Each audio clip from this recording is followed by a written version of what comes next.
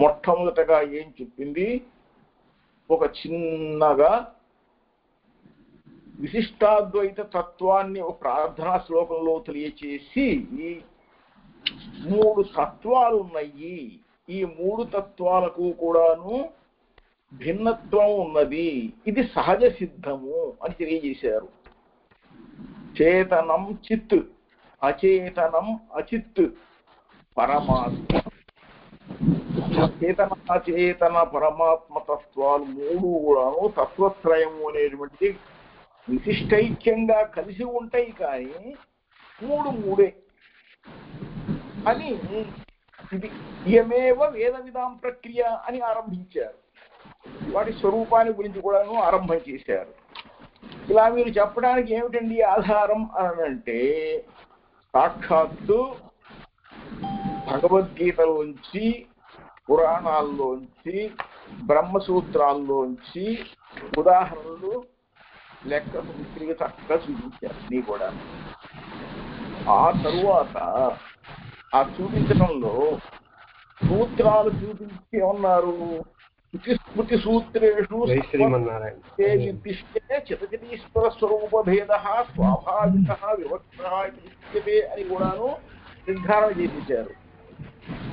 ఆ తరువాత ఈ యొక్క భగవద్రామానుజ సిద్ధాంతానికి మూలమైనటువంటి రామానుజుల వారి సిద్ధాంతం పేరేమిటి, విశిష్టైక్యం కదా. ఈ జీవాత్మకు, ప్రకృతికి, పరమాత్మకు ఉన్నటువంటి విశిష్టైక్యము అనేదానికి ఏంటంటే శరీరీ భావము అనేటువంటిది అనమాట ఒక ముఖ్యమైనది. ఈ శరీరీ భావం మూలమైనది కూడాను అభేదమే, ఇది శృతి సిద్ధమే. ఈ ఎవరు చెప్పారు దీన్ని అని చెప్పారంటే కూడాను సాక్షాత్తు ఉపనిషత్తుల్లోంచి, పురాణాల్లోంచి ఎన్నెన్నో ప్రమాణ వాక్యాలు చూపించారు. అట్లాగే శరీరం ఎవరికి, యస్యాత్మ శరీరం యస్యాకాశ శరీరం మీద చెప్పినట్టు శరీరం పరమాత్మకు ఈ రూపంలో ఉంటుంది. పరమాత్మ శరీరి అని, సర్వము కూడాను ప్రకృతి, జీవుడు కూడాను పరమాత్మకు శరీరం అని తెలియజేస్తూ వచ్చారనమాట.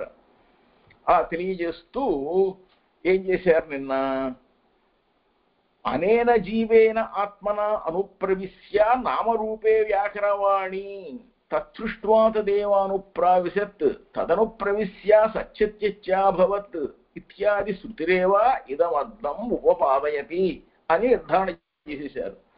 అంటే సాక్షాత్తు ఆ పరమాత్మయే ఈ సమస్తమును కూడాను సంకల్ప మాత్రం చేత సృష్టించి వీటిలో తాను ప్రవేశించి ఈ పేర్లతో, వివిధ పేర్లతో అన్నమాట, నామ రూప వివిధ నామాలతో వివిధ రూపాలతో కూడాను వ్యవహరిస్తున్నాను అని కూడా చెప్పన్నారు. ఆ విధంగా తత్సృష్ట్వా తదేవానుప్రావిశత్ అని చెప్పారు. తదనుప్రవిశ్య సత్యత్యభవత్ అని కూడా చెప్పారు. అంటే ఏమిటి, ఈ విధంగా పరమాత్మకు, జీవాత్మకు, ప్రకృతికి ఉన్నటువంటి విశిష్టైక్యాన్ని తెలియజేశారు. తెలియజేస్తూ ఇది శృతిరేవ యువమర్థం ఉపాదయతి అని చెప్పి ఏమంటున్నారు, సర్వాత్మతయా అనుప్రవిశ్య తత్తశరీరత్వేన సర్వప్రకారతయా స ఏవ సర్వశబ్దవాచ్యః భవతి ఇత్యర్థః అన్నారు. అంటే ఈ మొత్తం కూడా ఏదైతే ఉన్నదో దృశ్యమానమైనటువంటిది, అదృశ్యమైనటువంటిది ఏదైతే ఉందో ఇది సర్వం కూడాను వీటన్నిటికీ కూడాను ఆత్మరూపంలో ఉన్నాడు కాబట్టి ఆయనకి సర్వాత్మ అని పేరు. ఈ పరమాత్మకు సర్వాత్మ. ఈ సర్వాత్మతయా ఏం చేశాడు, సర్వంలోనూ ప్రవేశించారు. ప్రవేశించి వాటన్నిటినీ కూడాను శరీరంగా ధరించి తాను వాటికి శరీరి అయి ఉండి సర్వప్రకారతయ అన్ని విధాలుగా స ఏవ సర్వశబ్దవాచ్యః భవతి. ఈ సర్వశబ్దం చేత ఎవరు చెప్పబడుతున్నారు అంటే ఆ పరమాత్మయే మరలా చెప్పబడుతున్నాడు ఇత్యర్థః చెప్పారు. దాన్ని అక్కడ కంటిన్యూ చేస్తున్నారు చూడండి. బహుశ్యాం ప్రజాయేయ ఇది బహుభవన సంకల్పోపి నామరూప విభాగానర్హ సూక్ష్మ చిదచిద్వస్తు శరీరకతయా ఏకదా అవస్థితస్య విభక్త నామ రూప చిత్ అచిత్ శరీరకతయా బహుప్రకారత విషయ అనంటే బహుశ్యాం నేను బహువిధములుగా అయ్యదను అని సంకల్పించారట. తదైక్షత ఆ పరమాత్మ తత్సత్వం చెప్తున్నాడు సరే. తత్ అంటే ఓం తత్సత్యం ఓం తత్సర్వం అని చెప్పినట్టుగా తదాత్మ తత్శబ్దం చేత ఎవరు చెప్పబడుతున్నారు? పరమాత్మ చెప్పబడుతున్నాడు. ఆ పరమాత్మ ఏమనుకున్నట్ట ఐక్షత సంకల్పించారు. ఏమని? బహుశ్యాం నేను అనేక విధములుగా అయ్యదను, బహువిధములు అయ్యదను అన్నారట. అయ్యదను అంటే అనేక విధాలుగా పుడతారనమాట ఆయన. మళ్ళీ అలా అనుకోగానే చాలు, వెంటనే మనం అనుకుంటాం నేను తిరుపతి వెళ్ళాలి, నేను హైదరాబాద్ వెళ్ళాలి అనుకుంటే ఏం చేస్తాం? ముందు ఏ రైలుకో విమానానికో రిజర్వేషన్ చేయించుకోవాలి, ఆ తర్వాత అన్ని సిద్ధం చేసుకోవాలి. ఇలా చాలా ప్రక్రియ ఉంది మనకంతా కూడాను. అంటే ముందు ఒకటి నిర్ధారణ అయిన తర్వాత ఆయనకు అవేం అక్కర్లేదు కదా, ఆయన అలా అనుకుంటే చాలు, అలా అయిపోతుంది. ఆయన అనుకున్నట్టయితే ఐక్షత వెంటనే అయిపోయింది అన్నమాట. తత్సృష్ట్వా తదేవానుప్రావిశత్తి. అనుకోగానే ఏమైపోయింది? ఆయన అందులోకి వివిధ నామ అంటే వివిధ పేర్లతో వివిధ రూపాలతో అన్నిటికీ కూడాను ఒక యోగ్యమైనటువంటి అంటే వాటికి అర్హమైన విధంగా పూజనీయ విధంగా సూక్ష్మమైనటువంటి అంటే చేతనుడికి సూక్ష్మమైన చేతనుడు సూక్ష్మమైనటువంటి అచేతనము అనేటువంటి వాటికి కూడాను వాటన్నిటినీ కూడాను శరీరంగానే కలిగి ఉన్నాడు. ఇప్పుడు స్థూల రూపాన్ని పొందినవి అవి. కాబట్టి సూక్ష్మచిద్విశిష్ట బ్రహ్మణ స్థూల చిద్విశిష్ట బ్రహ్మణ ద్వయోః అద్వైతస్య ప్రతిపాదితత్వాత్ విశిష్టాద్వైతం ఇత్యుచ్యతే అనుకున్నాం చూసారా. ఆ విషయం ఇక్కడ స్పష్టం అవుతోంది. అంటే ఏమిటా? చేతనాచేతనాత్మకమైనటువంటి ఇవన్నీ వస్తువులు ఏవైతే ఉన్నాయో వీటన్నిటినీ శరీరంగా కలిగి ఉండటం చేత ఒకే అవస్థలో ఉన్నటువంటి ఆ పరమాత్మకు విభజింపబట్టడం వల్ల ఏమిటి? నామ రూప ఈ విధంగా అనమాట వివిధ రకాలుగా వ్యవహరింపబడుతున్నాడు ఆయన. అంటే స్థూల దశలో ఉన్నటువంటి జీవజడాత్మక ప్రపంచం అంతా కూడాను శరీరంగా ఉన్నవాడు చేత అనేక విధములుగా అయ్యదను అని మొట్టమొదటి ఏది సంకల్పించాడో అదే విధంగా దాన్ని నుంచే ఉద్దేశించి చెప్పారన్నమాట. అని ఎవరు చెప్పారు? వేద విద్వాంసులైన వారు, వేదవేత్తలందరూ కూడాను ఇది క్రియ, ఇది జరిగిన విషయం ఇది అని చెబుతున్నారు అన్నమాట. సూక్ష్మచిదచిద్వస్తు శరీరకతయా ఏకధా అవస్థితస్య విభక్త నామ రూపచిదచిచ్చరీరకతయా బహుప్రకారతా విషయ ఇది వేదవిత్ ప్రక్రియ. వేదముల గురించి తెలిసిన వాళ్ళు, వేద పండితులు ఎవరైతే ఉన్నారో వాళ్ళు తెలుసుకున్నటువంటిది ఈ విధముగా జరిగినది అని ఆ ప్రకృష్ట ప్రక్రియ అనేటువంటి దాన్ని తెలియజేశారు. అంటే వేద విద్వేత్తలైనటువంటి విద్వాంసులందరి యొక్క తత్వ నిరూపణం ఇది అని భగవద్ రామానుజులు ముఖ్యంగా విశిష్టైక్య సిద్ధాంతాన్ని చక్కగా ఒక పేరాలో చక్కగా చూపించారన్నమాట. అలా కాకుండా కొంచెం ఏమంటారంటే కొంతమంది నిర్విశేషమైనటువంటి చైతన్యం ఏదైతే ఉందో అంటే చైతన్యం అనేది ఉంది కానీ అది నిర్విశేషం, దానికి ఏ విశేషాలు లేవు. ఆ ఏ విశేషములు లేనటువంటి నిర్విశేషమైనటువంటి ఒక చైతన్యం కలిగినటువంటిది ఏదైతే ఉందో అదే బ్రహ్మము, అదే బ్రహ్మము అనేటువంటి ఒక వాదం చేస్తారు. అనే చెప్పేటువంటి అంటే అద్వైతవాదం అన్నమాట. అది శృతి సూత్ర విరుద్ధము అని చూపిస్తున్నారు. ముందు ఏమిటి చూపించి ఇది ఇలా ఉంది, ఇది ప్రక్రియ అని వేదవేత్తలు చెబుతున్నారు. కాబట్టి అలా కాకుండా ఇందులో ఏమీ లేదు అని చెప్పేటువంటివి శృతులకు సూత్రాలకు బ్రహ్మసూత్రాలకు విరుద్ధంగా చెప్పింది ఏదైతే ఉందో దాని గురించి కూడాను పరిచయం అంటే అద్వైత మతాన్ని గురించి కొంచెం పరిచయం చేస్తున్నారు. ఏ పునః నిర్విశేషకూటస్థ స్వప్రకాశ నిత్య చైతన్యమాత్రం బ్రహ్మ జ్ఞాతవ్యతయా ఉక్తం ఇది వదంతి తేషాం జన్మాద్యస్య యతః శాస్త్రయోనిత్వాత్ తత్తు సమన్వయాత్ ఈక్షతేర్నా శబ్దం ఇత్యాదేః. అంటే ఈ యొక్క మొదటి సూత్రం మనకు మొదటి సూత్రమే ఇంకా మొదలు కాలేదు. అథాతు బ్రహ్మ జిజ్ఞాస అని చెప్పి ఈ సూత్రం తర్వాత వచ్చేటువంటి బ్రహ్మసూత్రాల్లో కూడాను ఈ జగద్వ్యాపారవర్జం ప్రకరణాత్ అక్కడ అసన్నిహితత్వాచ్చ భోగమాత్ర సామ్యలింగాచ్చ అనావృత్తి శబ్దాత్ అనావృత్తి శబ్దాత్ అనేటువంటి చివరి సూత్రం ఉందన్నమాట. 4వ అధ్యాయంలో చివరి సూత్రం వరకు కూడాను ఇత్యంతస్య సూత్రగణస్య ఈ మొత్తం చెప్పబడే 545 సూత్రాల్లో కూడాను బ్రహ్మణ జగత్కారణత్వ బహుహవన సంకల్ప రూపే ఈక్షణాత్ అంటే అనంత విశేష ప్రతిపాదన పరాత్వాత్ సర్వం సూత్రజాతం సూత్రకారో ఉదాహృత. యతో వాయువాని భూతాని జాయంతే ఏన జాతాని జీవంతి యత్ ప్రత్యంసభ్యసంతి తవేక్షితా భూస్యాం ప్రజేయ ఇది ఇత్యాద్యాః సర్వసుతయః న సంగచ్చంతే.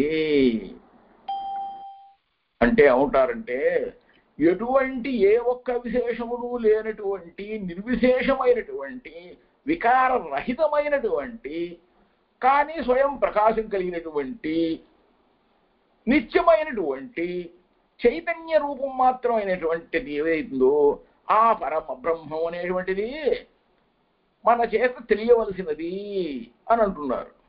అంటూ మళ్ళీ అవడం వాటికి ఈ జగత్తు మొత్తానికి కూడాను పుట్టుక అనేటువంటిది ఉండటం అనేటువంటిది మళ్ళీ లయమవటం అనేటువంటిది దేని వలన తెలుస్తున్నదో అది ఎవరు? అదే భగవంతుడు పరబ్రహ్మము. యతో వాయుమాని భూతాని జాయంతి యానజాతాని జీవంతి యత్ప్రత్యంశం సంవిశంతి తద్బ్రహ్మ. కాబట్టి దానికి జన్మాద్యస్య యతః అని ఒక సూత్రం చెప్పారన్నమాట. ఈ సూత్రం చేతను అటు మళ్ళీ శాస్త్రయోనిత్వాత్ ఇది శాస్త్రం ప్రమాణం వల్లనే తెలియవలసినది అని అంటున్నారు. ఎవరు చెప్పారయ్యా మీకు విషయం అని అంటే శాస్త్ర ప్రమాణం వల్ల ఇలా తెలియస్తోంది అని అంటున్నారు అనమాట. మళ్ళీ ఈ పరబ్రహ్మం అనేటువంటిది శాస్త్రం చేతనే తెలియదగినది అని చెప్పి ఉపనిషద్వాక్యాల సమన్వయం వల్ల కూడా ఇది కుదురుతుంది అని అంటూ అక్కడ కూడా మళ్ళీ ఈ తదైక్షతా బహుశ్యాం ప్రజాయ అనేటువంటి చెబుతూ అక్కడ చెప్తున్నారు ఇది ఈ జగత్ కారణము అంతా కూడా సంకల్పాన్ని బట్టి చెప్పింది ఏదైతే ఉందో ఇది ఈక్షణ రూపమైనటువంటిది. ఇది ప్రకృతి కాదు అంటే జగత్ ఇది కాదు అని అంటున్నారు అని ఆరంభించి జగత్ సృష్టి మొదలైనటువంటి అన్నీ కూడాను ఇవన్నీ ఏమిటి అని అంటే ఇతర అంశాలతో ముక్తునికి బ్రహ్మసామ్యం ఉంది కాబట్టి సృష్ట్యాదులు ప్రతిపాదించేటువంటి ప్రకరణంలో పరమాత్మే తప్ప ముక్త పురుషుడు అనేవారు ప్రస్తావించలేదు అని చెప్పి మరి ఏముందయ్యా పరమాత్మ ఒక్కడే ఉన్నాడు జగత్ అనేటువంటిది లేదు అనే విషయం చెప్పాలని చెప్పేసి దానికి విధంగా వ్యవహరిస్తారనమాట. అంటే ముక్త పురుషుడికి కూడాను అంటే జగత్ సృష్ట్యాదులు జీవుడికి లేవు. ముక్త పురుషుడికి మరలా తిరిగి రావడం అనేటువంటిది లేదు అని శృతిలో తెలుస్తోంది కదా మనకి. ఎందుకంటే అనావృత్తి శబ్దాత్ అని జీవుడికి ఏవి కూడాను లేవు అని చెప్పి భోగమాత్ర సంయలింగాచ్చ అని చెప్పి కూడా తెలిసింది కదా. కాబట్టి ఈ విధంగా సూత్ర సముదాయం అంతా తెలియజేస్తూ పరమాత్మకు సంబంధించిన జగత్కారణత్వం అనేక విధాలుగా పుట్టడం అనేటువంటిది సంకల్పించటం అనేటువంటిది ఇవన్నీ లెక్కలేనటువంటి గుణాలు ఏవైతే ఉన్నాయో ఇవన్నీ కూడా ప్రతిపాదించడంలో తాత్పర్యం ఉంది. కానీ ఈ సమస్త సముదాయానికి సూత్రానికి ఇది కుదరదు అని అంటారు మళ్ళీ. ఎందుకంటే సూత్రకారుడు చేత ఉదాహరింపబడింది ఏదైతే ఉందో యతో వాయుమాని భూతాని జీవతాని అనే సూత్రం ఉపనిషద్వాక్యం ప్రకారం ఈ పరమాత్మ బహువిధాలుగా అవుతానని చెప్పి సంకల్పించాడు. కానీ ఇది శృతివచనంలో కుదరదు అని అంటారు. అంటే చెప్పిన సూత్రాలు వచనాలు భగవంతుని యందు అనేక విశేషములు ఉన్నవి అని ప్రతిపాదిస్తున్నాయి తప్ప నిర్విశేష బ్రహ్మాన్ని కాదు అని నిర్విశేష బ్రహ్మవాదాన్ని పైన చెప్పిన సూత్రపుత్రులు అది కుదరదు అని చెప్పి చెబుతున్నారు. ఎంత ఇది మళ్ళీ చూడండి, ఇంకా చెబుతారు దానికి. ఈ అద్వితీయమైనటువంటి ఏకమేవా అద్వితీయం బ్రహ్మ అని చెప్తూ అద్వితీయమైనటువంటి పరబ్రహ్మము పరమాత్మ అనేటువంటి ఆయన ఉపాధి సంబద్ధంగా జీవాది భేదాన్ని పొందుతున్నాడు అని చెప్పి మళ్ళీ పూర్వపక్షం చేస్తున్నారు. అలా ఉచ్చేత ఏన అశ్రుతం శృతం ఇది ఏక విజ్ఞానేన సర్వ విజ్ఞానం ప్రతిజ్ఞాయ యథా సౌమ్య ఏకేన మృత్పిండేన ఇది ఏకమృత్పిండాత్ అనన్యద్రవ్యతయా తజ్ఞానేన తేషాం జ్ఞాతతేవ బ్రహ్మజ్ఞానేన తదారబ్ధస్య కృష్ణస్య చిదచిదాత్మకస్య జగతః తస్మాత్ అనతిరిక్త వస్తుతయా జ్ఞాతత సంభవతి ఇది ఉపాద్య సదేవ సౌమ్య ఇదమగ్ర ఆసీత్ ఏకమేవాద్వితీయం ఇది ఇదం శబ్దవాచ్యస్య చిదచిదాత్మక ప్రపంచస్య సృష్టేః ప్రాక్ నిఖిల భేద ప్రహాణేన సశబ్దవాచ్యేన ఏకతాపత్తిం ఘటశరావాద్యుత్పత్తేః ప్రాక్ ఉత్పాదక మృత్పిండైకతాపత్తివత్ అవిదాయ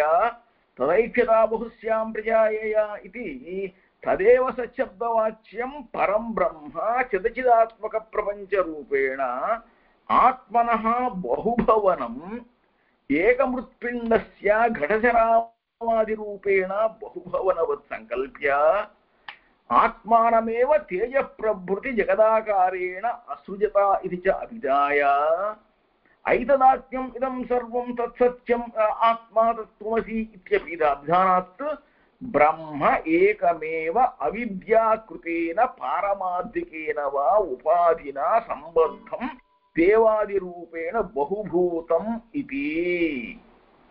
ఒక్క వాక్యం చూసారు ఎంతగా పూర్తిచ్చారు. దీన్ని అలా చెప్పచ్చు. ఏమంటున్నారు అంటే ఏ ఒక్కటి తెలిస్తే అన్నీ తెలుస్తాయో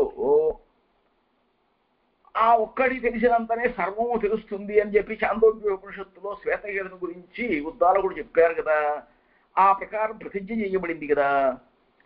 ఎలా అంటే నా సౌమ్య ఒక మట్టి ముద్దతో కుండ చేయబడినప్పుడు మట్టిని గురించి తెలుసుకుంటే కుండలన్నీ ఎలా అయితే తెలుస్తున్నాయో ఆ విధంగానే అన్నట్టుగా ఒక్క మట్టి ముద్ద చేత తయారు చేయబడిన కుండ పైగా దాని మీద చెప్పేటువంటి మూత అవన్నీ కూడాను మట్టి ముద్ద కంటే వేరైనవి కావు, కానీ అవి వేరువేరుగా కనిపిస్తూ ఉంటుంటాయి. అవి ఎట్లా అయితే కూడాను కాదో ఇవి కూడా అంతే కాదు, ఈ జగత్తు కూడా అంతే మిథ్య అన్నట్టుగా అనమాట. మట్టి ముద్ద తెలియటం చేత అవి అన్నీ కూడా తెలియబడినట్టుగా పరమాత్మను తెలుసుకున్నప్పుడు ఆ పరమాత్మ చేత తయారైనటువంటి సమస్తమైనటువంటి చేతనాచేతనాత్మకమైనటువంటి ఈ జగత్తు సర్వము కూడాను ఆ పరమాత్మ కంటే ఇతరమైన వస్తువు కాదు. కాబట్టి చూసారా, పరమాత్మ సంకల్పం వలన ఉద్భవించని ఈ ప్రపంచం పరమాత్మ కన్నా ఇతరమైన వస్తువు కాదు. కాబట్టి వేరేగా ఇంకోటి ఉంది, జగత్ అనేది వేరే ఉంది అనేటువంటి సంభవించదు అని అంటారు. అంటే ఈ దృశ్యమానమైనటువంటి కనిపించేటువంటి ఈ ప్రపంచం అంతా కూడాను సృష్టికి ముందు ఏమైంది? పుట్టక ముందు ఎక్కడుంది? పరమాత్మ ఎందే ఉంది. అంటే సత్తు అంటే పరమాత్మ ఉండేను అని అనమాట. అంతే. ఎట్లా ఉంది? ఏకమేవా, ఒకటే ఉందని చెప్పారు కదా. అద్వితీయం, రెండోది ఇంకేమీ లేదు అని చెప్పారు కదా. అటువంటిప్పుడు మళ్ళీ ఎక్కడి నుంచి వచ్చింది కొత్తగా వేరే జగత్ అనేది ఉంటుంది మళ్ళీ? ఈ విధంగా చేతనాచేతనాత్మకమైనటువంటి ప్రపంచం అంతా కూడా సృష్టికి ముందు ఏ విధంగా అయితే నామరూపాది భేదాలు లేకుండా అసలు లేకుండా సత్ అనేటువంటి పేరుతో పరమాత్మతో ఐక్యం పొంది ఉన్నదో, అలాగే కుండవు ఇవన్నీ ముంతలు ఇవన్నీ కూడా ఎట్లయితే మట్టిలోనే కలిసి ఉన్నాయో పుట్టడానికి ముందు, తయారవడానికి ముందు, వాటిని పుట్టించేటువంటి మట్టి ముద్దతో ఐక్యం పొంది ఉన్నవే మరలా వాటితో ఉన్నవి కొన్ని రూపాలు మారినట్టుగా ఉంటే ఆ పరమాత్మ అనేక విధాలుగా అవుతాను అని చెప్పినాడు కాబట్టి, సంకల్పించారు కాబట్టి, ఈ సత్శబ్దబోధ్యమైనటువంటి పరమాత్మయే చేతనాత్మకమైనటువంటి ఈ ప్రపంచం మొత్తానికి బహువిధం ఆధారభూతై ఉన్నాడు, మూలమయ్యాడు, అనేక విధాలుగా బహుశ్యామనన్నారు కనుక మట్టి ముద్దతో తయారైనటువంటి కుండాములైన వస్తువులు ఏ విధంగా అయితే వివిధ రకాలుగా ఉన్నాయో అదేవిధంగా పరమాత్మ వల్ల ఈ జీవులు జగత్తు అనేవి ఎన్ని రకాలుగా ఉంటాయి అన్నమాట. ఈ అంటే జగత్తు అంటే ఏమిటి? పృథివీ తేజో వాయు ఆకాశాలు భూతాలు ఉన్నాయి కదా. ఈ పంచభూతాత్మకమైనటువంటి జగత్తు ఆ విధంగా సృష్టింపబడింది. అంటే ఏమిటి? ఈ సమస్త బాహ్యాత్మకమైనటువంటిది కూడాను బ్రహ్మాత్మకమే. అది సత్యమే అని అంటే అది ఆత్మ అన్నది సత్యం, అది తత్వమసి, అది నువ్వే ఉన్నావు అని చెప్పటం వలన ఆ పరమాత్మ ఒక్కటే అని ఏం చెప్తున్నారు? మిగిలినవన్నీ ఇంకేమీ లేవు, ఏకమేవ అద్వితీయం అని చెప్పడంతో అవిద్య వలన వేరే ఒకటి ఏదో ఉంది జగత్ అనేటువంటిది అని అనుకుంటారు మీరు. అలా ఉండేది ఏదైతుందో అది కాదు. అంటే ఒక ఉపాధితో సంబంధాన్ని పొంది దేవతలు మొదలైన వాళ్ళందరూ ఏ విధంగా అయితే అనేకత్వాన్ని పొందారు అని వేదవేత్తలందరూ కూడాను అంగీకరించేట్టుగా ఉండాలి అని అంటారు అన్నమాట. దాన్ని ఖండిస్తున్నారు. ఎలా ఖండిస్తున్నారు చూడండి, ఎంత చక్కగా చెబుతారు. తదయుక్తం, అయ్యయ్య మీరు చెప్పిందంతా కూడా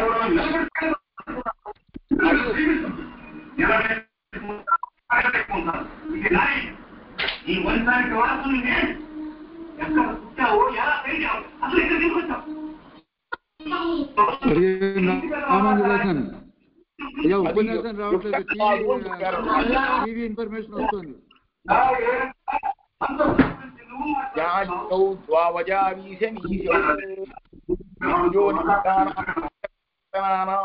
ఏకో బహూనాం యో విదధాతి కామాన్ ఇత్యాది శృతిభిః జీవానాం అజత్వ నిత్యత్వ బహుత్వ వచనాత్ యది ఘటశరావాదేః ఉత్పత్తేః ప్రాక్ ఏకీభూతస్య మూర్ద్రవ్యస్య ఉత్తరకాల భావ్యత్వాత్ బహుత్వాత్ సృష్టే ప్రాక్ ఏకీభూతస్యైవ బ్రహ్మణః సృష్ట్యుత్తరకాలీనం నానావిధ జీవరూపేణ బహుత్వం ఉచ్యేత తదా జీవానాం అజత్వ నిత్యత్వ బహుత్వాది విరుధ్యేత అని అన్నారు. అంటే ఇందాక ఆ చెప్పే విధంగా అది అంతా కాదండి, అది కుదరదు. ఏం కుదరదు? అద్వితీయమైనటువంటి వాడే పరమాత్మ ఒక్కడే ఉన్నాడు, వేరే విధంగా జగత్తు అనేటువంటిది ఏది లేదు అని ఒక పూర్వపక్షం చేశారు. ఆ పూర్వపక్షం కుదరదు అని చెప్తున్నారు అన్నమాట. ఎట్లాగు అని అంటే పరమాత్మ జీవాత్మ అనేటువంటి ఇద్దరూ కూడాను పుట్టుకలేని వాళ్లే. నజాయమా అనే బహుదా విజాయతే అని చెప్పినప్పుడు అయినప్పుడు కూడా సర్వేశ్వరత్వం అనేటువంటిది అనీశ్వరత్వం అనేటువంటిది లక్షణాలు. పరమాత్మ యందు సర్వేశ్వరత్వం ఉంటుంది, జీవుడు యందు అనీశ్వరత్వం అనేది ఉంటుంది అని చెప్పి శ్వేతాశ్వరోపనిషత్తు చెబుతుంది. అంటే నిత్యులైనటువంటి జీవులలో నిత్యుడు, చేతనులైన వాళ్ళలో చేతనుడు అయినటువంటి వాడు పరమాత్మ ఒక్కడే. నిత్యో నిత్యానాం చేతనశ్చేతనానాం ఏకో బహూనాం అని చెప్పారు శ్వేతాశ్వరోపనిషత్తులో. ఈ విధంగా స్తుతి వాక్యాలన్నిటి చోట ఏం చెబుతుంది మనకి? ఈ జీవులందరికీ కూడాను నిత్యత్వం అనేటువంటిది, నిత్యత్వం అంటే నాశనము అనేటువంటిది లేదు. అంటే అజత్వం, పుట్టుక అనేటువంటిది కూడా లేదు. నా జాయతే మ్రియతేవా విపశ్చిత్ అని చెప్పారు కదా. ఈ జీవులకు పుట్టుక లేదు, మరణము లేదు, కేవలం అలా ఉంటారంతే. భగవద్గీతాచార్యుడు చెప్పినట్టుగా వస్త్రాలు మార్చినట్టుగా యథా జీర్ణాని వస్తాని అన్నట్టుగా వస్త్రాలు మార్చినట్టుగా వీళ్ళు శరీరాలు మారుస్తారే గాని వీళ్ళకి నా జాయతే నా మ్రియతే, పుట్టడం లేదు, మళ్ళీ మరణించడం లేదనమాట. ఈ విధంగా అనేకత్వం అనేటువంటిది చెప్పబడింది కదా. మరి ఘటము అనేటువంటిది ఏదైతే ఉందో అది పుట్టడానికి ముందు ఎట్లా ఉంది? మృతులోనే లీనమై ఉన్నది కదా. మరి ఏకాకారంగా ఉన్న మట్టి ముద్ద తరువాత అనేక విధాలుగా ఎట్లా అయింది? అనేక కుండ రూపంలో అయిందో. సృష్టికి ముందు ఏకత్వం ఉన్నటువంటి పరమాత్మయే సృష్టికి తరువాత అనేక విధాలుగా జీవులుగా అయ్యారు అని చెప్పి ఈ బహుత్వం అనేటువంటిది, అనేకత్వం అనేటువంటిది చెప్పినట్లయితే అప్పుడు ఈ జీవులందరికీ కలిగినటువంటి అజత్వం, అజత్వం అంటే ఏంటంటే పుట్టుక లేకపోవడం అన్నమాట. ఇది నిత్యత్వం, బహుత్వం మొదలవన్నీ కూడాను విరోధిస్తాయి. దీంతో అభిప్రాయం ఏమిటి? సద్విద్యా ప్రకరణంలో మృతు దృష్టాంతాన్ని బట్టి భగవంతుడే జీవాదులుగా పుట్టాడు అని, పరమాత్మ ఒక్కడే ఉన్నాడు అంటే ఇప్పుడు పరమాత్మయే జీవుడిగా పుట్టాడా అంటే పరమాత్మకు స్వరూప పరిణామం కలిగింది అని అంగీకరించేట్టు అవుతుంది. పరమాత్మయే జగత్తుగా మారాడా అని అంటే పరమాత్మకు స్వరూప పరిణామం కలిగేట్లు అనిపిస్తుంది. అప్పుడు ఏమవుతుంది? ఈ పరమాత్మకు ఈ దోషాలన్నీ కూడా అంటుతాయి కదా. మరి జీవులు అనేటువంటి వాళ్ళు, నిత్యులైనటువంటి వాళ్ళు పుట్టుక లేకుండా ఉంటారు కదా వాళ్ళు. అప్పుడు ఈ భేదం వస్తుంది, అర్థం కుదరకుండా పోతుంది, విరోధం కలుగుతుంది కదా అని అంటే, కాబట్టి జీవులు ఈ జడ ప్రపంచం, ఈ సృష్టి మొత్తానికి కూడాను, సృష్టికి పూర్వం కూడాను సూక్ష్మ రూపంగా పరమాత్మలోనే ఉన్నారు.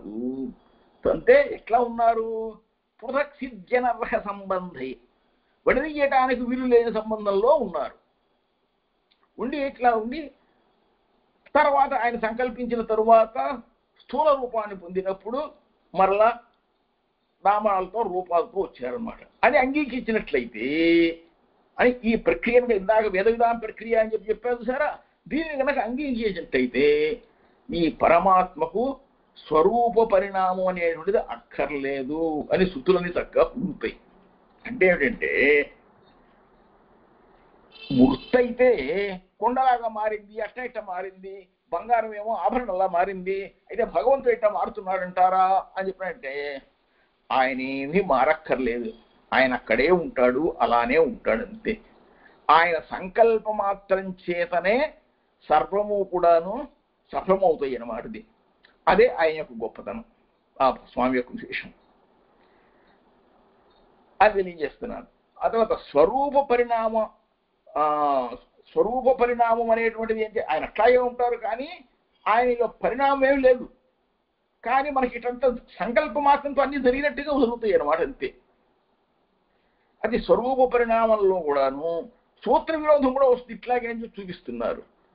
సూత్ర విరోధశ్చ ఇతర వ్యపదేశాత్ హితాకరణాది దోష ప్రసక్తి ఇది బ్రహ్మైవ దేవమనుష్యాది జీవరూపేణ బ్రహ్మ బహుత్వం తత్ర బహుభూతం చేత్ ఆత్మనః హితకరణాది దోష ప్రసక్తి ఇత్యుక్త్వా అధికంతు భేద నిర్దేశాత్ ఇతి జీవాత్ బ్రహ్మణః అర్ధాంతరత్వం ఉక్తం. తథా చ వైషమ్య నైర్ఘుణ్యేన సాపేక్షత్వాత్ ఇది దేవాది విషమ సృష్టి ప్రయుక్త పక్షపాత నైర్ఘుణ్యే జీవానాం పూర్వకర్మ ఫన్మాపేక్షత్వాత్ విషమ సృష్టేః ఇది పరిహృతే. తథా న కర్మ విభాగాదితి చేత్ న అనాదిత్వాత్ ఉపపద్యతే చ అపి ఉపలభ్యతే చ ఇది. సదేవ సౌమ్య ఇదమగ్ర ఆసీత్ ఏకమేవా ద్వితీయం ఇది సృష్టేః ప్రాక్ అవిభాగవచనాత్ సృష్టే ప్రాక్ జీవానాం అభావాత్ తత్తత్కర్మ న సంభవతి ఇది పరిచోద్య జీవానాం తత్తత్కర్మ ప్రహాణాంచ అనాదిత్వాత్ పరిహృతం. ఇది కొత్తగా వచ్చింది ఏమీ కాదు. బ్రహ్మసూత్రానికి కూడా ఇక్కడ విరోధం ఏమీ లేదు. ఎట్లాగంటే ఇతర వ్యపదేశాత్, మనం ముందే చెప్పుకున్నాం కదా, జీవుడు అనేటువంటి ఆయన పరమాత్మ కంటే కూడాను ఇతరమైన వాడు అని నిర్దేశించడం వలన ఎప్పుడు కూడాను ఇతరులని చెప్పడం వల్ల ఆయనకు ఏ దోషము కూడాను పరమాత్మకు అంటుకోవడం జరగడం అనేది ఏర్పడదు అనమాట ఎట్టి పరిస్థితుల్లో కూడా. ఎందుకంటే ఆయన వేరే ఉంటాడు ఇతరుడు కాబట్టి. మరి పరమాత్మయే దేవతలుగా మనుష్యులుగా మొదలైన జీవులుగా అన్నిటిగాను అవుతున్నాడా? మరి ఆయన ఇట్లా మారిపోయాడా? బ్రహ్మ పరిణామం జరిగిపోయిందేమో అని అంటే ఆయన తనకు మేలు చేసుకోకుండా ఏవో దోషాలు తనకి అంటించుకుంటున్నాడు అన్నట్టుగా చెబితే ఎట్లా కుదురుతుంది? అధికంతు అనేటువంటి యొక్క సూత్రం చెప్తున్నాడు. జీవాత్మ కంటే పరమాత్మ భిన్నమే, భేదమే నిర్దేశింపబడింది కాబట్టి, జీవాత్మ కంటే పరమాత్మకు వేరుతనం చెప్పబడింది కాబట్టి, ఈ విధంగా విషమ దృష్టి అంటే ఏమిటి, అట్లా అయితే ఇట్లా అవుతుంది, ఇట్లా అయితే అట్లా అవుతుంది అనేటువంటివి ఏవైతే చెబుతారో అవి ఇక్కడ నిర్దయత్వం అనేటువంటిది పరమాత్మకి ఎప్పుడు జరగదు. పరమాత్మకు నిర్దయత్వం లేదు. ఈ జీవులలో ఉన్నటువంటి వైషమ్యాలు ఏవైతే ఉన్నాయో ఇవి ఆయనకేం లేవు. ఆయన ఏమి కర్మఫలాన్ని చేసేవాడు కాదు కదా. కాబట్టి సాధుకారి సాధుర్భవతి, మంచి పని చేసిన వాడు మంచివాడు అవుతాడు. అలాగే చెప్పిన వేదవాక్యంలాగా దేవతలందరూ కూడా మనుషులందరూ కూడాను హెచ్చు తప్పులతో కూడి ఉన్నారు కాబట్టి నిర్దయత్వం అనేటువంటిది కాదు అని ఈ జీవాత్మలందరూ కూడాను వాళ్ళు చేసుకున్న కర్మానుసారమే ఈ విషమ సృష్టికి విషయాలు కూడా తెలియజేయమాట. ఈ విధంగా విరోధాస్తు స్తోత్ర విరోధాస్తు విరోధాశ్చ దృష్టే ప్రాక్కు ఏకత్వావధారణం నామరూప విభాగాభిప్రాయ నామరూప విభాగానర్హ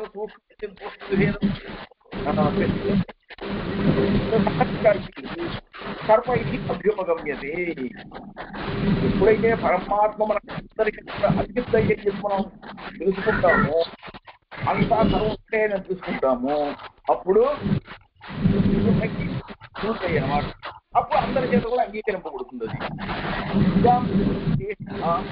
అవిద్యా పరికల్పనేపి ఉపాధి పరికల్పనేపి బ్రహ్మ వ్యతిరేకస్య అవిద్యా సంబంధినశ్చ ఉపాధి సంబంధినశ్చ చేతనస్య అభావాత్ అవిద్యా ఉపాధి సంబంధో తత్సత్తాశ్చ దోషాః బ్రహ్మణః ఏవ భవేయుః. మరి ఈ విధంగా చేశాడు అంటే బ్రహ్మాత్మ చేసినప్పుడు పరమాత్మకే చెందుతాయి కదా ఇవన్నీ కూడాను అని చెప్పి సంకల్పం చేస్తారు. అంటే ఇదే వేదాంత సంగ్రహంలో కూడా ఇదే విధంగా భాస్కరమతం అనేటువంటిది యాదవ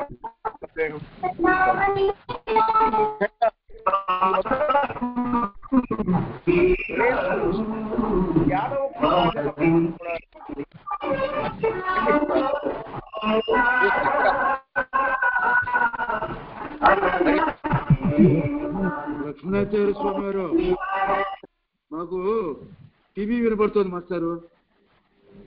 టీవీలో సౌండ్లు వస్తున్నాయి మాస్టారు. ఎక్కడో డిస్టర్బెన్స్ ఉంది స్వామి.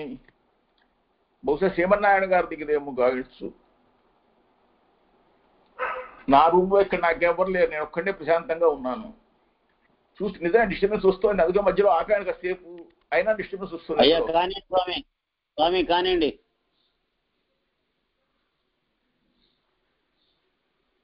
అయ్యా రాఘవాచార్య స్వామి, అయ్యా అడిగాను కానీ స్వామి సౌండ్ కట్టేస్తున్నారు. శ్రీనివాస వరదాచార్య దగ్గర సౌండ్ వచ్చింది.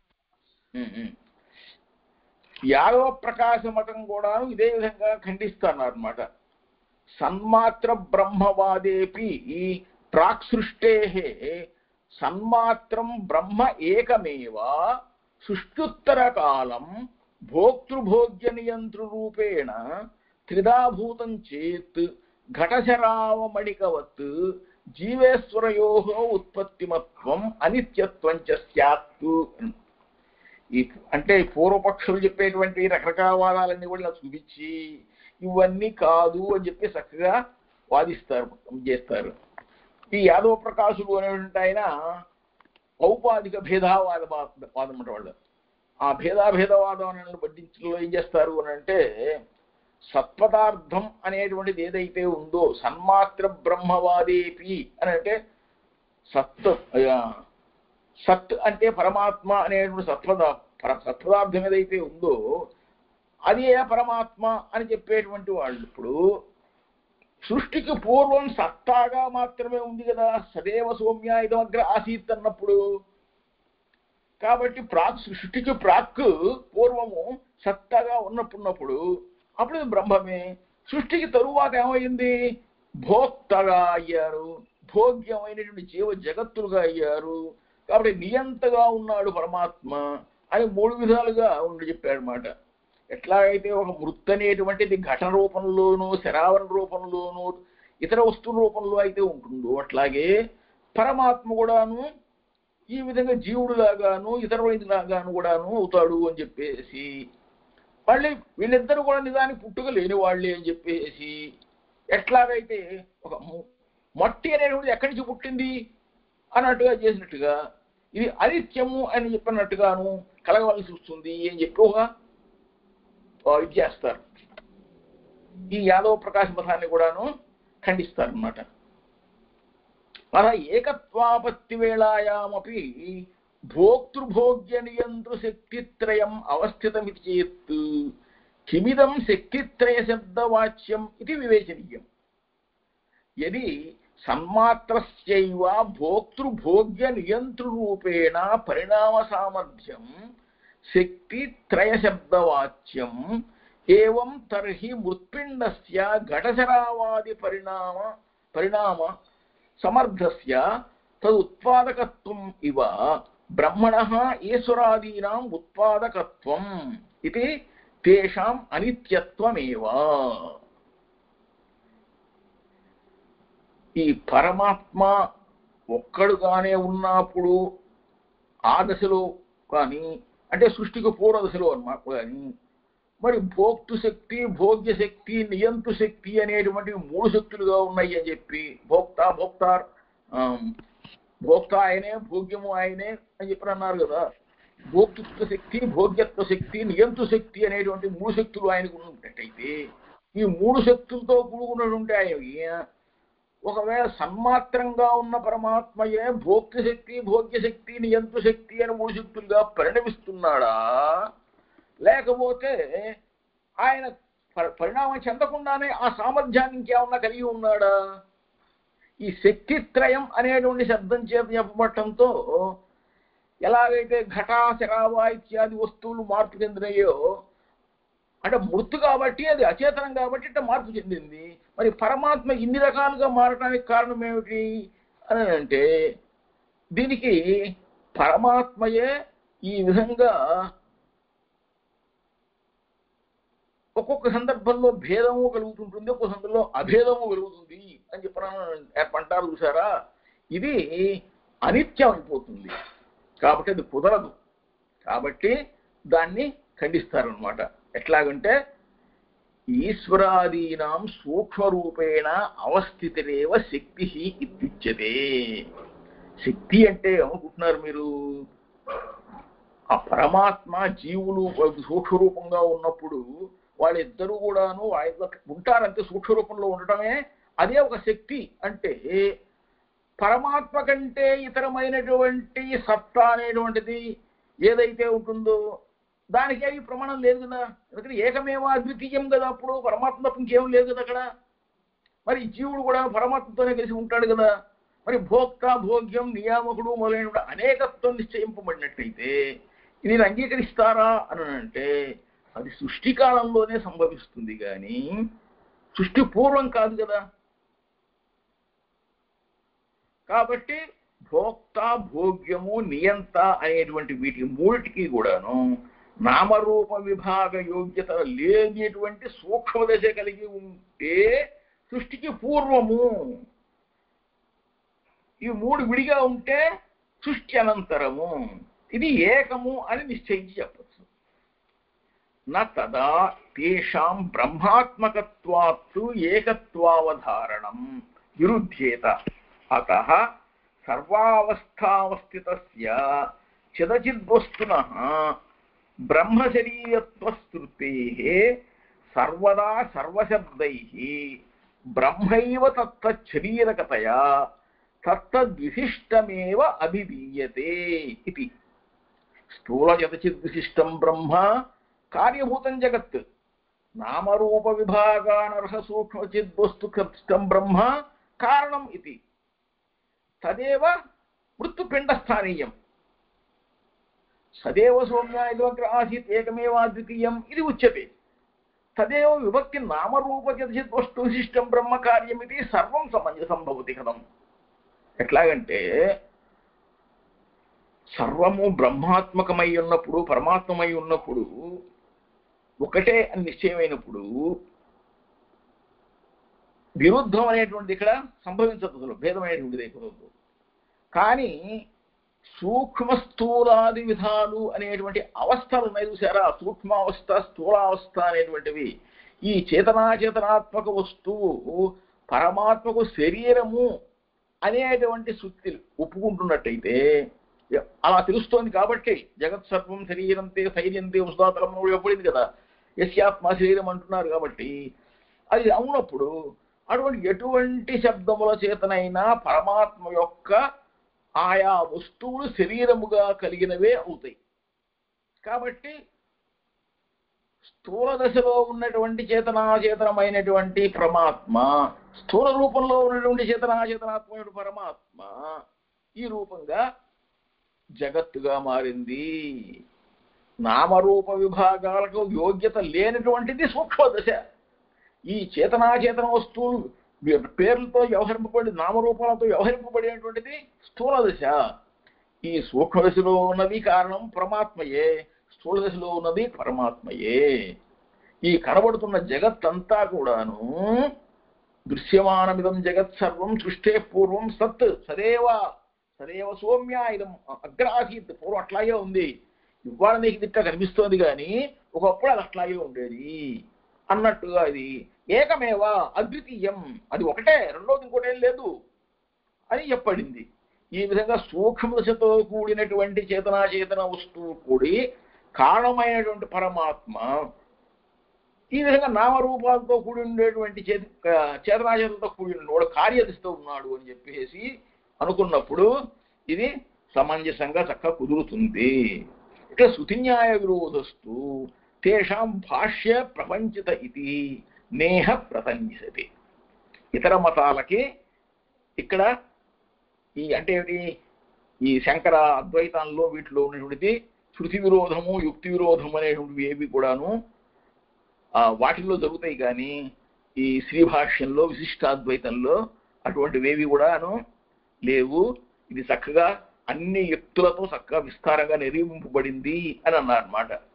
దాన్నే భగవద్రామానుజులు ఈ విధంగా సూత్ర భాష్యంలో ఏ విధంగా అయితే విభిన్న అధ్యాయాల్లో నిరూపించేటువంటి విషయం ఏదైతే ఉందో ఈ మొత్తాన్ని కలిపి అంటే ప్రమాణము చేతనే ప్రమేయము నిరూపింపబడుతుంది. కాబట్టి ఆ ప్రమేయ సారాన్ని కూడాను ఈ వేదాంత దీపంలో అథాతో బ్రహ్మ జిజ్ఞాస అనే సూత్రాన్ని చెప్పడానికి ముందే ఉపయోగిస్తున్నారు. చక్కగా చూడండి, ఇది భాష్యోదితో అధికరణార్థ న సూత్ర వివరణ సుఖగ్రహణాయ సంక్షేపేణ ఉపన్యస్యతే.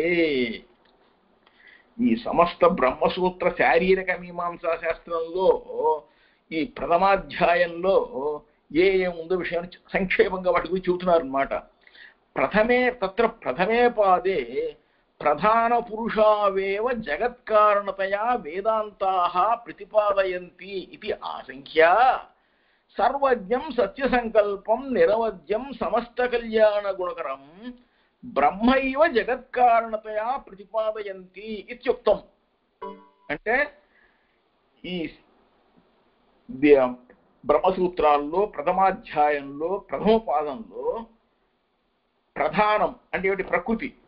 ఈ ప్రకృతి పురుషుడు అనేటువంటి ఈ రెండు కూడాను రెండు మాత్రమే జగత్తుకు కారణము అని ఉపనిషత్తులు ప్రతిపాదిస్తున్నాయి అని శంకించారన్నమాట పూర్వపక్షం చేసి.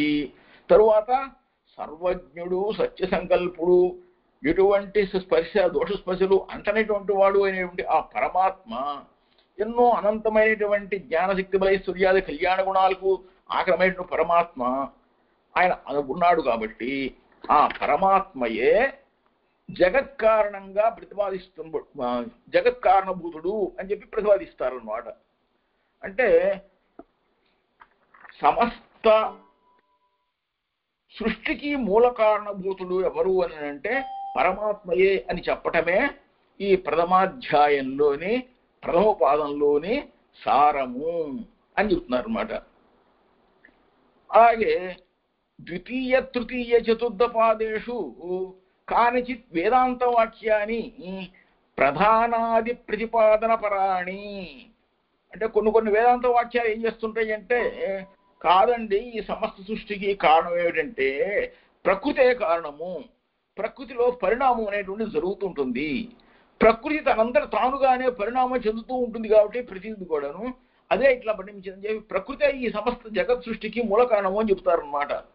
అటువంటి ప్రధానాది ప్రతిపాదన పరాణి ఇది తన్ముఖేన సర్వాక్షేపం ఆశంక్య, ఆ విధంగా ఒక పూర్వపక్షాన్ని చేసి దాన్ని కూడాను బ్రహ్మపరాణి ఇది చెప్తారన్నమాట. అయ్యా ఆ ప్రధానమైన ప్రకృతి అనేటువంటిది కూడాను ఈ పరమాత్మకు యొక్క అధీనంలోనే ఉన్నది, ఆజ్ఞానుసారమే జరుగుతుంది అని చెప్పేసి తత్ర అస్పష్ట జీవాది లింగకాని వాక్యాన్ని ద్వితీయే నిరూపితాని. అంటే ద్వితీయ అంటే ద్వితీయోధ్యాయంలో నిరూపించారన్నమాట. స్పష్టలింగకాని తృతీయే చతుర్థేతు ప్రధానాది ప్రతిపాదనాత్ తత్ ఛాయానుసారిణి ఇది విశేషః. అతః ప్రథమే అధ్యాయే సర్వం వేదాంతవాక్యజాతం సార్వజ్ఞ సత్యసంకల్పత్వాదియుక్తం బ్రహ్మైవ జగత్కారణతయా ప్రతిపాదయతి ఇది స్థాపితం. చూసారా, మొత్తం మీద ఈ ప్రథమాధ్యాయంలో ప్రథమ పాదము, ద్వితీయ పాదము, తృతీయ పాదం, చతుర్థ పాదం 4 పాదాల్లో తేలబడిన విషయం ఏమిటి అని అంటే సమస్త వేదాంత వాక్యాలు ఉపనిషద్వాక్యాలు నిర్ణయించిన ప్రకారం సత్య సంకల్పుడైన సత్యకాముడైనటువంటి పరమాత్మ తన సత్య సంకల్పం చేత సంకల్పమాత్రం చేతనే తాను సమస్తము బహువిధములుగా అయ్యదను అని అన్నాడు. కాబట్టి అందులో తానే ప్రవేశించాడు అన్నాడు. కాబట్టి ఆయనకి అది సంభవం, కాబట్టి ఆయన తప్ప ఇంకొకళ్ళు ఎవరు లేరు, కాబట్టి ఆయన ఒక్కడే. కాబట్టి సంకల్పత్వాదియుక్తం బ్రహ్మైవ, మరి ఏమిటిందండి అని చెప్పంటే ఆయన సంకల్పమే ఆయనకు ఉంది అంతే. సంకల్పాత్వాదియుక్తం బ్రహ్మైవ జగత్కారణతయా ప్రతిపాదయతి ఇది స్థాపితం. ఇప్పుడైతే జగత్తుకి కారణం ఎవరు అని అంటే పరమాత్మ యొక్క సంకల్పమే, సంకల్పమాత్రం చేతం చేసినటువంటి పరమాత్మయే అని చెప్పేసి తెలియబడుతుంది అన్నమాట. తర్వాత ద్వితీయ అధ్యాయంలో ఏం చెప్తున్నారు? తస్య అర్ధస్య దుర్ధర్షత్వ ప్రతిపాదనేన ద్రఢిమా ఉచ్యతే. అంటే ద్వితీయ పాదంలో ఈ ద్వితీయాధ్యాయంలో ఇంతకు ముందు నిరూపింపబడినటువంటి ఈ విషయం ఇతరులు ఖండించడానికి వీలు లేకుండా నిరూపించటం అనేటువంటిది అంటే స్థిరత్వం చేయడం కోసం చెప్పేసి మరలా చెప్పబడింది అదే విషయాన్ని. అందులో అక్కడ ప్రథమ పాదంలో ఏం చెప్తున్నారు అని అంటే తత్ర ప్రథమే పాదే సాంఖ్యాది స్మృతి విరోధాత్ న్యాయ విరోధాచ్చ ప్రసక్త దోష పరిహృత. సాంఖ్యవాదులు అలాగే స్మృతివాదులు, ఈ సాంఖ్య స్మృతివాదులు చెప్పేటువంటి ఏవైతే ఉన్నాయో వాళ్ళు చెప్పేటువంటి వాక్యాల వల్ల అయ్యేటువంటి విరోధాలు ఏవైతే వస్తాయో ఆ విరోధం వలన యుక్తి విరోధం వలన సంక్రమించేటువంటి ఆ దోషాలన్నీ కూడాను తొలగింపబడతాయి అన్నమాట, దూరీకృతం చేయబడతాయి ఈ యొక్క మొదటి పాదంలో. తర్వాత రెండవ పాదంలో సాంఖ్యము అనే విషయాల గురించి తెలిసేస్తారు. అనుకోండి,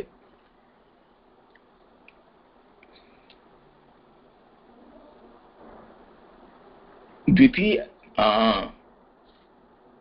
వాళ్ళు సాంఖ్యంలో వేద ప్రమాణ దూరమైనటువంటి పక్షాలు కొన్ని నిరాకరించి తీస్తారు. కాబట్టి ప్రథమ పాదంలో ప్రతిష్టాపితమైన విషయం ఏదైతే ఉందో దాన్ని ఆదరించాలి. కాబట్టి ప్రథమ పాదంలో ఏ విషయం చెప్పారు? సంకల్ప మాత్రం చేత ఈ సమస్త జగత్ సృష్టికి కారణభూతుడు పరమాత్మయే అని చెప్పారు. కాబట్టి దాన్నే ఆదరించాలి. కాబట్టి అది వేదవాక్య ప్రమాణానుసారం ఉంటుంది. కాబట్టి మిగిలిన వాక్యం కూడాను లేశ మాత్రం కూడా ఏమీ కూడాను కుదరవు అని చెప్పి నిరాకరింపబడతాయి. ఆ తర్వాత 3, 4 పాదాల్లో ఏం జరుగుతుందో చూడండి.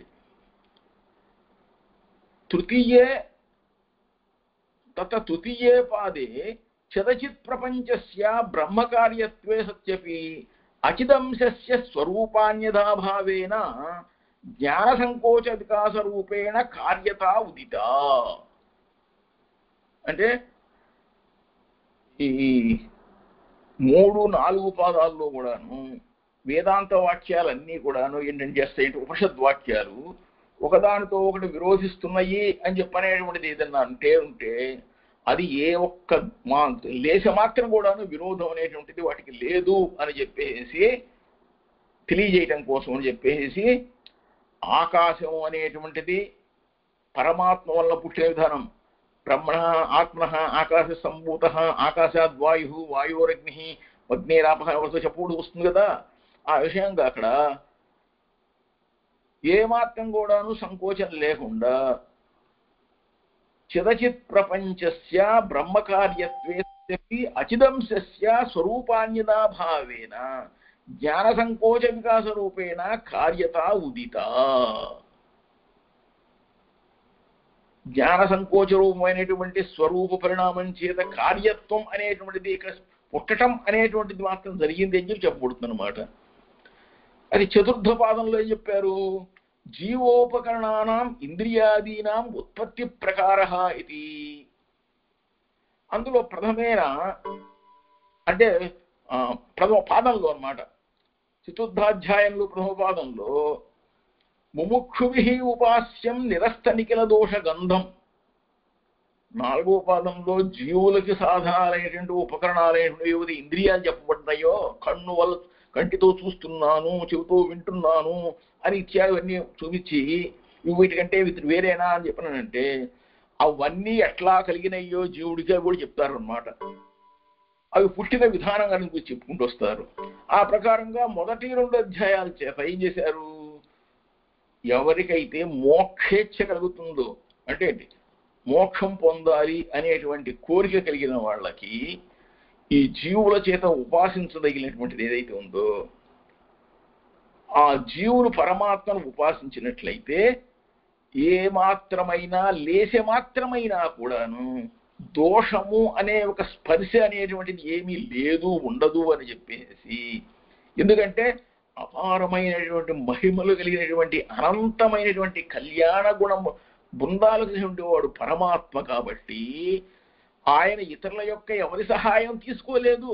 తాను ఒక్కడే సంకల్ప మాత్రం చేతనే సమస్త జగత్తు తాను ఒక్కడే కారణంగా ఉండి ఈ సమస్త జగత్తును చేశాడు. కాబట్టి ఈ సమస్త జగత్ కారణభూతుడు పరమాత్మయే. నిఖిల అనంత అనవధికాతిశయాసంఖ్యేయ కళ్యాణ గుణగణం నిఖిల జగదేక కారణం బ్రహ్మ ఇది ప్రతిపాదితం అని చెప్పని అన్నారు అనమాట. ఉత్తరేణ ద్వయేన బ్రహ్మోపాసన ప్రకార తత్ఫలభూత మోక్షస్వరూపంచ చింత్యతే. అంటే ఇక్కడ తర్వాత వచ్చేటువంటి 2 అధ్యాయాల చేత కూడాను పరమాత్మను ఉపాసనించేటువంటి విధానం ఏమిటి, ఆ విధానం అందులో దానికి ఫలమైనటువంటి మోక్షం యొక్క మనం పొందేటువంటి ప్రాప్తమైన మోక్షం యొక్క స్వరూపం ఏమిటి అనే విషయం తెలియజేస్తున్నారు అన్నమాట. అర్ధపంచకంలో చెప్పినట్టుగా ప్రాప్యస్య బ్రహ్మణో రూపం ప్రాప్తుశ్చ ప్రత్యేగాత్మనః ప్రాప్త్యుపాయం ఫలం చైవ తథా ప్రాప్తి విరోధిచ అన్నట్టుగా అందులో ఈ 2వ అధ్యాయంలో ఏం చేస్తున్నారు అంటే పరమాత్మను ఉపాసించే విధానము అంటే ఉపాయాలను గురించి తెలియజేస్తున్నారు. తరువాత ఆ ఉపాయము చేత పొందబడేటువంటి ఉపేయం ఏదైతే ఉందో ఆ మోక్షం యొక్క స్వరూపం అన్నమాట. అది కూడా తెలియజేయబడుతుంది అనమాట. ఆ విధంగా తత్ర తృతీయస్య ప్రథమే పాదే బ్రహ్మోపాసిషోత్పత్తయే జీవ సంసరతో దోషాః కీర్తితాః. అంటే 3వ అధ్యాయం యొక్క ప్రథమ పాదంలో బ్రహ్మను ఉపాసించాలి అన్న కోరికతో జీవాత్మకు సంసారం వలన కలిగినటువంటి దోషాలు చెప్పబడ్డాయి. అవి పోవటానికి మరలా ఆ పరమాత్మ యొక్క ఉపాసనే ఆవశ్యకం అని చెప్పి తెలియజేస్తుంటారు. సమస్త దోషరాహిత్యము ఆయన హేయ ప్రత్యయుడు పరమాత్మ కాబట్టి, అనంత కళ్యాణ గుణ సహితుడు కాబట్టి 2 రకాలుగాను ఆయన్ని కీర్తించడం అనేటువంటిది, ఉపాసించడం అనేటువంటిది అవసరం అని. అలా 2 రకాలుగా ఉపాసించాలా అని అంటే అవును, బ్రహ్మోపాసన అనేటువంటిది ఆ విధంగా చెయ్యాలి అని చెప్పి 3వ పాదంలో కూడా పరబ్రహ్మాత్మ యొక్క ఉపాసన అనేక రకాలుగా ఉంటుందా, ఒకటేనా అని అంటే పర్యవసించేంత వరకు ఆయన గురించి వివిధ రూపాల్లో ఆయన వివిధ కళ్యాణ గుణాలు విస్తరించి నిరూపింపబడ్డాయి కాబట్టి అదే దాని 4వ పాదంలో కూడా, చతుర్థ పాదంలో కూడా చివరికి ఆ ఉపాసనకి వర్ణాశ్రమ ధర్మాలు అనేటువంటివన్నీ కూడాను అంగాలై ఉంటాయి అని నిరూపింపబడతాయి అన్నమాట. అదే చెబుతున్నారు. ద్వితీయేచ ఉపాసిషోత్పత్తయే ఏవ బ్రహ్మణః నిరస్త నిఖిల దోషత కళ్యాణైక గుణాకర్తా రూప ఉభయలింగత ప్రతిపాద్యతే. తృతీయే తు బ్రహ్మోపాసనైకత్వ నానాత్వ విచారపూర్వకం ఉపాసనేషు ఉపసంహార్యానుసంహార్య గుణ విశేషాః ప్రపంచితాః. చతుర్థే తు ఉపాసనస్య వర్ణాశ్రమ ధర్మ ఇది కర్తవ్యతాం ఇది చెప్పమాట. ఈ విధంగా తృతీయ అధ్యాయంలో చక్కగా ఉపాయము, పరమాత్మను పొందే ఉపాయం ఏమిటి, ఆ పరమాత్మను వల్ల ఆ ఉపాయంతో మనం పొందేటువంటి ఉపేయం ఏమిటి, ఫలితం ఏమిటి కూడా తెలియజేయబడుతుంది అనమాట. ఆ ఉపాసనా విధాలు కూడా వర్ణింపబడ్డాయి. తరువాత చతుర్థే అధ్యాయే బ్రహ్మోపాసన ఫలచింతా క్రియతే. తత్ర ప్రథమే పాదే బ్రహ్మోపాసన ఫలం వక్తుం ఉపాసన స్వరూప పూర్వకో ఉపాసనానుష్ఠాన ప్రకారః విద్యా మహాత్మ్యం చ ఉచ్యతే. ద్వితీయే తు ఉపాసీనానాం బ్రహ్మప్రాప్తి గత్యుపక్రమ ప్రకారః చింత్యతః. తృతీయే తు అర్చిరాదిగతి స్వరూపం అర్చిరాదినైవ బ్రహ్మప్రాప్తి ఇది చ ప్రతిపాద్యతే. చతుర్థే తు ముక్త స్వరూప బ్రహ్మ అనుభవ ప్రకారః చింత్యతే అన్నారు. అంటే ఈ 4వ అధ్యాయంలో ఎంత చక్కగా చెబుతున్నారో చూడండి. బ్రహ్మ ఉపాసనకు అంటే ఈ పరమాత్మ ఉపాసనకు ఫలం ఏమిటి, పరమాత్మ ఉపాసిస్తే మనకు వచ్చేటువంటి ఫలితం ఏమిటి అనే విషయాన్ని గురించి విచారిస్తున్నారట. అక్కడ మొదటి పాదంలో ఏం చెబుతున్నారట, ఆ పరమాత్మోపాసనకు కలిగేటువంటి ఫలాన్ని గురించి చెప్పటం కోసం అసలు ఉపాసన యొక్క స్వరూపాన్ని గురించి తెలియజేశారు. ఆ ఉపాసన గురించి తెలియజేయటం ద్వారా ఉపాసన చేసే విధానాన్ని తెలియజేస్తున్నారు. ఆ ఉపాసన యొక్క గొప్పతనాన్ని వివరిస్తున్నారు. తర్వాత 2వ పాదంలో అందులో పరమాత్మోపాసన చేస్తున్నటువంటి జీవులకు సంబంధించినటువంటి ఆ పరమాత్మ యొక్క ప్రాప్తి మార్గంలో ఆరంభ విధానంలో ఎలా ఉంటుంది అనేటువంటి చెప్తున్నారు. 3వ పాదంలో ఈ అర్చిరాది మార్గ స్వరూపం మనం అనుకున్నాం కదా, అర్చిరాది మార్గ స్వరూపం చెప్పుకున్నట్టుగా నిత్య విభూతిని పొందేట్టుగా ఆ అర్చిరాది మార్గ స్వరూపం అనేటువంటిది ఈ యొక్క వేదాంత దీపంలో కూడాను ఈ 3వ పాదంలో 4వ అధ్యాయం 3వ పాదంలో చక్కగా వివరిస్తారు. ఈ అర్చిరాది మార్గం ద్వారానే పరమాత్మ ప్రాప్తి సంభవిస్తుంది అని చెప్పి ప్రతిపాదించి సిద్ధం చేస్తారు. అట్లాగే 4వ పాదంలో కూడా ముక్తజనుడు అంటే ఎవరైతే పరమాత్మ సన్నిధిని పరమాత్మ ప్రాప్తిని పొందాడో ఆ పొందేటువంటి ఆ పొందేవాని యొక్క బ్రహ్మానుభవం ఎలా ఉంటుంది, ఈ అర్చిరాది మార్గం ద్వారా పరమాత్మను పొందిన వాని యొక్క అనుభవం ఎలా ఉంటుంది అన్న సంగతి దాని గురించి విచారిస్తారనమాట. ఈ విధంగా చతుర్థేతు ముక్తస్య బ్రహ్మానుభవ ప్రకారః చింత్యతే. ఇది చాలా అద్భుతమైనటువంటిది, ఆనందమైనటువంటిది, అనుభవైక వేద్యం ఇది చెప్పాలంటే ఈ అధ్యాయం. అత ముముక్షుభి జ్ఞాతవ్యం నిరస్త నిఖిల దోషగంధం అనవధికాతిశయాసంఖ్యేయ కళ్యాణ గుణాకరం నిఖిల జగదేక కారణం పరం బ్రహ్మ తజ్ఞానంచ మోక్ష సాధనం అసకృదావృత్త స్మృతి సంతాన రూపం ఉపాసనాత్మకం ఉపాసన ఫలంచ అర్చిరాదిన బ్రహ్మ సంపద్య స్వస్వరూపభూత జ్ఞానాది గుణ ఆవిర్భావపూర్వక అనంత మహావిభూత్యనవధికాతిశయానంద బ్రహ్మానుభవ అపునరావృత్తి రూప ఇది శారీరక శాస్త్రేణ ఉక్తం భవతి. ఈ విధంగా గనక ఎవరైతే పొందుతారో వాళ్ళు మళ్ళీ తిరిగి రావటం అనేటువంటిది ఉండదట. మంచి పునరావర్తతే అన్న దాంతో యుద్ధి చేస్తారనమాట. ఈ విధంగా ముముక్షువులు అంటే ఏమిటి? ఏ మోక్షం ఇచ్చంతి తే, మోక్షమును కోరుకునేటువంటి ముముక్షువుల చేత, మోక్షగాముల చేత తెలుసుకోదగ్గవి ఏమిటి అని చెప్పానంటే, ఏమాత్రము కూడా కించిత్తు కూడాను దోషము లేనటువంటి, ఎటువంటి దోషము లేనటువంటి, అపారమైనటువంటి, ఎంతో మహత్వము లేనటువంటి, కళ్యాణ గుణ సహితుడైనటువంటి ఆ పరమాత్మ సమస్త జగత్తుకు కూడాను తాను ఒక్కడే కారణము, ఉపాదాన కారణము ఆయనే, సహకారి కారణము ఆయనే, అన్ని విధాలు సకల విధాల మాకు అన్ని విధాల కారణమైనటువంటి ఆ పరమాత్మయే.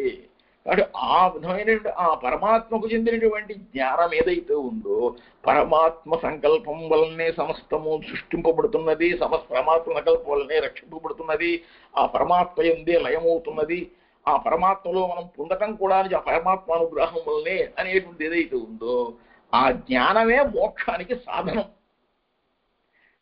అదే అనేక సార్లు ఆ విధంగా ఆవృత్తమైనట్లయితే, ఆ అనేక మార్లు ఆవృత్తమైనటువంటి ఆ స్మరణం యొక్క సముదాయ రూపమైనటువంటిది ఉపాసనము.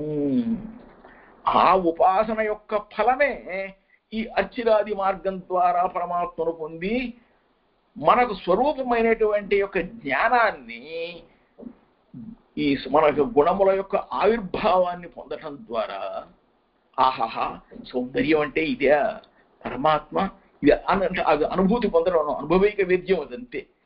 ఆ అనంత మహావిభూతి అయినటువంటి, ఏమాత్రం అవధులు లేనటువంటి, అపారమైనటువంటి ఆ ఆనందమే స్వరూపంగా కలిగి ఉన్నటువంటి ఆ పరమాత్మ యొక్క పునరావృత్తి రహితమైనటువంటి, మరలా తిరిగి జన్మమును పొందటానికి వీలు లేనంతగా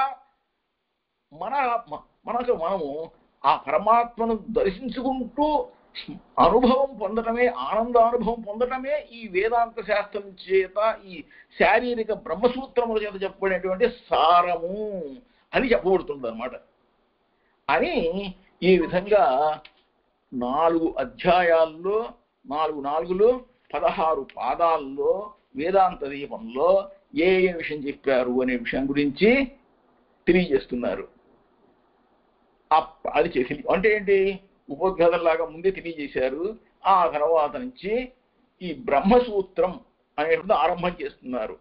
అథాతో బ్రహ్మ జిజ్ఞాస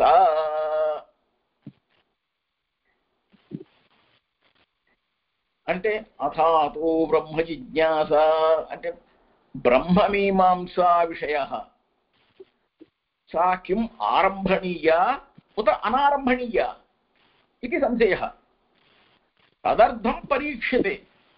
వేదాంతాః కిం బ్రహ్మణి ప్రయోజనం, కిం బ్రహ్మణి ప్రమాణం ఉత నా ఇతి తదర్థం పరీక్ష్యతే. పరినిష్పన్నే అర్థే శబ్దస్య బోధన సామర్థ్యావధారణం సంభవతి నా ఇతి. న సంభవతి ఇది పూర్వపక్షః, సంభవతి ఇది సిద్ధాంతః. యదా న సంభవతి తదా పరినిష్పన్నే అర్థే శబ్దస్య బోధన సామర్థ్యాభావాత్ సిద్ధరూపే బ్రహ్మణి న వేదాంతాః ప్రమాణం ఇతి. తద్ విచారాకార బ్రహ్మమీమాంసా నారంభణీయా. యదా సంభవతి తదా సిద్ధే అపి అర్థే శబ్దస్య బోధన సామర్థ్య సంభవాత్ వేదాంతాః బ్రహ్మణి ప్రమాణం ఇది సా చ ఆరంభణీయా స్యాత్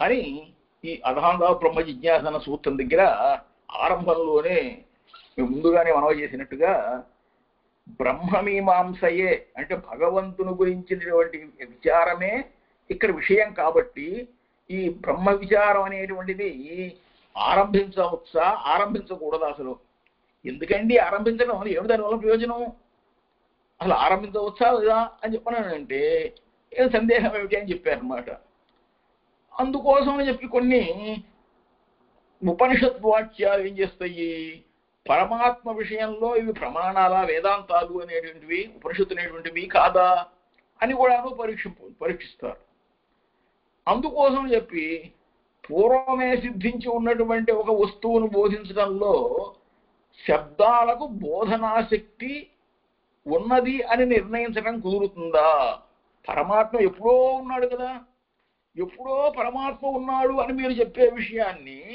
తర్వాత వచ్చినటువంటి ఈ శబ్దాలకు ఆ పరమాత్మల గురించి బోధించేటువంటి శక్తి ఉండటం అనే విషయం నిర్ణయించడం కుదురుతుందా కుదరదా అని పరీక్షిస్తారు మళ్ళీ శబ్దానికి సిద్ధ వస్తువును బోధించడంలో శక్తి కలదు అని నిర్ణయించడం అనేటువంటిది కుదరదు అని చెప్పి పూర్వపక్షం ఆల్రెడీ ముందే ఉన్నటువంటి వస్తువుల గురించి విషయాన్ని గురించి ఈ వాక్యాలకి కుదరదు అని పూర్వపక్షవాక్యం అంటారు కుదురుతుంది అని చెప్పి సిద్ధాంతం ఏమిటంటే కుదరదు అన్న పక్షంలో సిద్ధ వస్తువును బోధించటంలో అంటే ఏమిటి ఇంతకు ముందే ఉన్నటువంటి విషయంలో తెలియజేయటంలో శబ్దానికి సామర్థ్యం లేదు కనుక సిద్ధ వస్తువు అయినటువంటి పరమాత్మకు విషయంలో వేదాంత వాక్యములు ప్రమాణములు కావు కనుక బ్రహ్మ విచార రూపమైనటువంటి ఈ బ్రహ్మమీమాంస అనేటువంటిది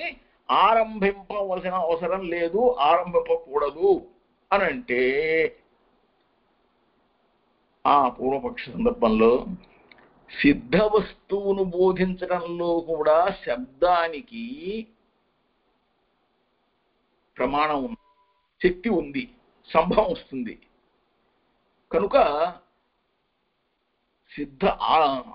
సిద్ధ వస్తువు అయినటువంటి పరమాత్మను గురించి బోధించడంలో శబ్దానికి శక్తి సంభవం ఉంది కాబట్టి వేదాంత వాక్యాలన్నీ కూడాను పరమాత్మను గురించి తెలియజేయటమే ప్రమాణంగా ఉన్నవి కనుక ఈ బ్రహ్మమీమాంస అనేటువంటిది ఆరంభించవలెను అని చెప్పి తెలియజేస్తున్నారు ఈ విధంగా